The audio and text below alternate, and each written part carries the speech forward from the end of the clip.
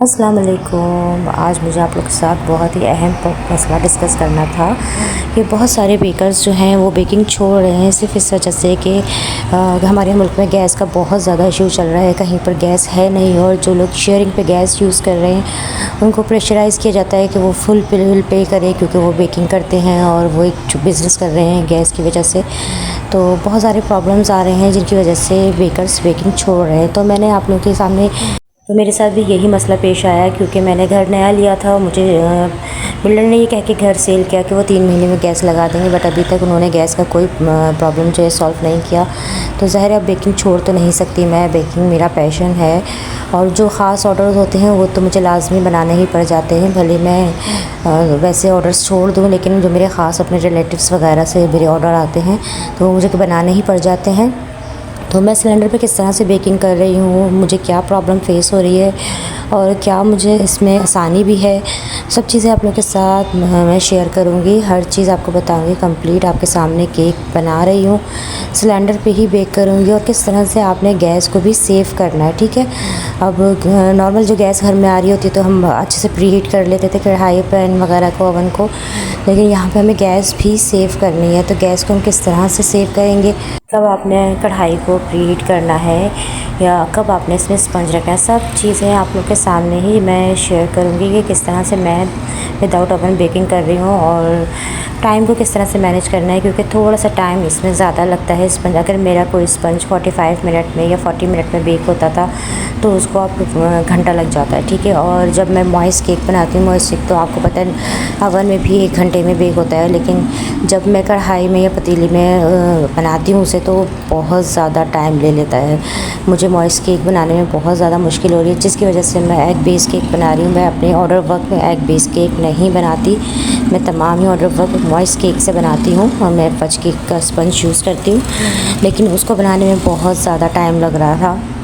तो इस वजह से मैं अब एग बेस केक की तरफ आई हूँ। इसको फिर भी कम टाइम लगता है बेक होने में और मोस्टली तो ये अपने टाइम पर ही बेक हो जाता है, लेकिन फिर भी मैं इसको 10 से 15 मिनट खुद ही एक्स्ट्रा देती हूँ ताकि केक अच्छी तरह से बन जाए। ज़्यादा बेक होने से सिर्फ उसके ऊपर कलर ही आता है, वरना वो नॉर्मल बेक हो जाता है। ये एक अच्छा पॉइंट है। और आप लोग भी अगर फज केक बनाते हैं, मॉइस्ट केक बनाते हैं जिसमें हम योगर्ट वगैरह यूज़ करते हैं, जिसमें अंडे कम यूज़ होते हैं, तो आप उस केक को छोड़ के आप इस केक पर आ सकते हैं। आप चॉकलेट स्पंज बनाएं एग बेस या वनीला स्पंज बनाएं एग बेस, तो आपका काम जल्दी हो जाता है, थोड़ा सा गैस भी सेफ़ हो जाती है बनिस्बत मॉइस्ट केक के। क्योंकि मैंने वो बनाया था, मुझे बहुत ज़्यादा मुश्किल हुई थी, क्योंकि मेरे ज़्यादातर कस्टमर मेरा वही स्पंज पसंद करते हैं, उसी का टेस्ट ज़्यादा पसंद करते हैं। तो अच्छा, यहाँ साथ साथ मैं चेक भी करना बता रही थी, क्योंकि बहुत सारे लोग मुझे बताते हैं कि हमें मुश्किल होती है कि अंडे किस तरह से बीट करते हैं। उस पर भी मैंने वीडियो बना दी है, वो आप देख लीजिएगा। और अब अंडे बीट करने के बाद मैंने कढ़ाई को प्रीहीट करने के लिए अपना जो सिलेंडर है वो ऑन किया है और मैं कढ़ाई बीट कर रही हूँ, ठीक है, सॉरी प्रीहीट कर रही हूँ। वो वैसे नॉर्मली जब मैं प्रीहीट करती हूँ तो मैं पूरा प्रोसेस शुरू करने से पहले ही अपने इस कढ़ाई को प्रीहीट कर दिया करती थी, लेकिन अब यहाँ मुझे गैस भी सेव करनी है, तो मैंने अंडे बीट करने के बाद कढ़ाई को प्रीहीट करने रखा है, ठीक है। अब जितनी देर में मैं मिक्सिंग करूँगी, तमाम ड्राई इंग्रेडिएंट्स को मिक्स करने में भी टाइम लगता है, तो इतनी देर में कढ़ाई आपकी 5 मिनट में प्रीहीट हो जाएगी, ठीक है।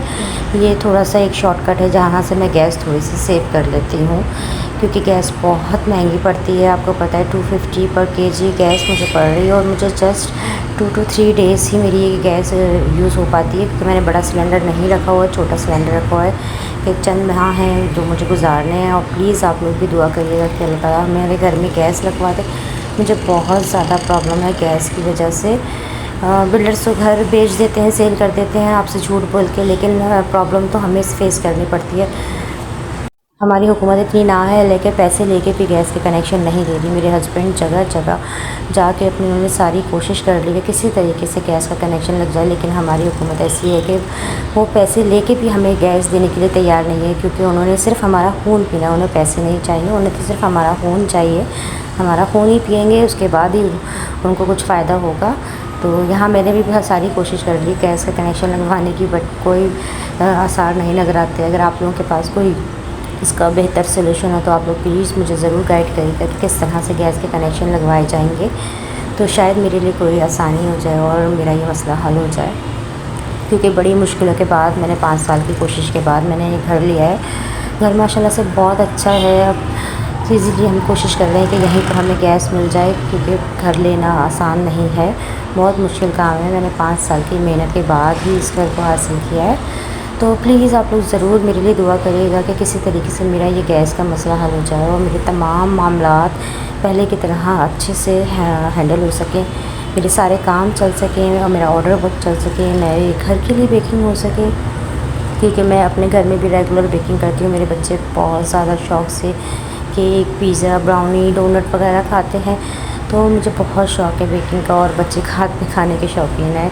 तो यहाँ सब कुछ 2 महीने से समझे तो बंद ही हुआ है, ना ऑर्डर वर्क, ना घर के लिए कुछ भी नहीं। सिलेंडर पे बहुत मुश्किल है, हम घर के लिए कुकिंग करते हैं।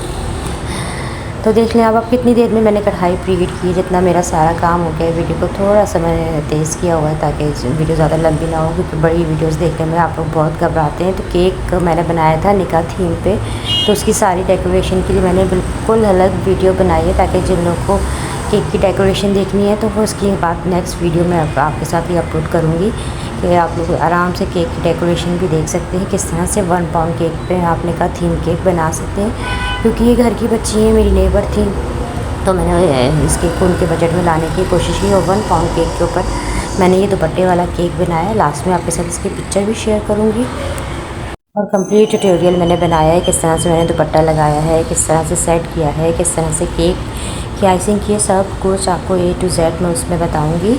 तो ये केक मेरा 40 to 45 मिनट में ही बेक हो गया था, ज़्यादा टाइम नहीं लगा था, क्योंकि पैन जो था थोड़ा सा बड़ा था और केक की हाइट इतनी ज़्यादा नहीं थी, थिक नहीं था। और धुएँ उठने से आपको अंदाज़ा हो गया था कि मैंने भी केक सिलेंडर पर ही बनाया है, क्योंकि बहुत सारे लोगों के जहनों में गलत सवाल आ जाते हैं कि हम लोग शायद कोई फेक वीडियोज़ बनाते हैं। तो बिल्कुल आपके सामने ही ये सिलेंडर, इसी सिलेंडर पे ही मैं सारी बेकिंग कर रही हूँ। ज़रूरी बेकिंग जो मैं आपको बताना चाह रही हूँ कि कोई ख़ास ज़रूरी ऑर्डर होते हैं तो वो मैं सिलेंडर पे इस तरह से बेक कर रही हूँ। तो केक ठंडा होने के बाद इसको हम डीमोल्ड करेंगे और इसकी तमाम डेकोरेशन के देखनी है तो आपको मैं ये नेक्स्ट वीडियो में दिखाऊँगी। इसमें नहीं दिखा रही हूँ, स्पंज आपको चेक करवा देती हूँ। माशाल्लाह से बहुत सॉफ्ट बना है, इसकी क्वालिटी में, इसकी टेक्सचर में कोई कमी नहीं आती। सिलेंडर में बेकिंग आप बिला झिझक कर सकते हैं, कोई आपको मसला नहीं होगा। और फिर भी अगर कोई आपके पास क्वेश्चन हो, अगर आपको कोई मुश्किल आ रही हो कि सिलेंडर पे की बेकिंग करने में, तो आप लोग मुझसे क्वेश्चन करके पूछ सकते हैं। मैं आपको कंप्लीट गाइड करूँगी। केक की सॉफ्टनेस आपके सामने है और ये डेकोरेशन आपके सामने है, ठीक है। ये केक मैंने बनाया है इस स्पंज के साथ। इसके रिव्यूज़ में नेक्स्ट वीडियोज़ में शेयर करूँगी, क्योंकि अभी तो सिर्फ ये केक गया है और इसके क्या रिव्यूज़ आते हैं वो भी मैं आपके साथ शेयर करूँगी। वीडियो पसंद आए तो लाइक। अल्लाह हाफ़िज़।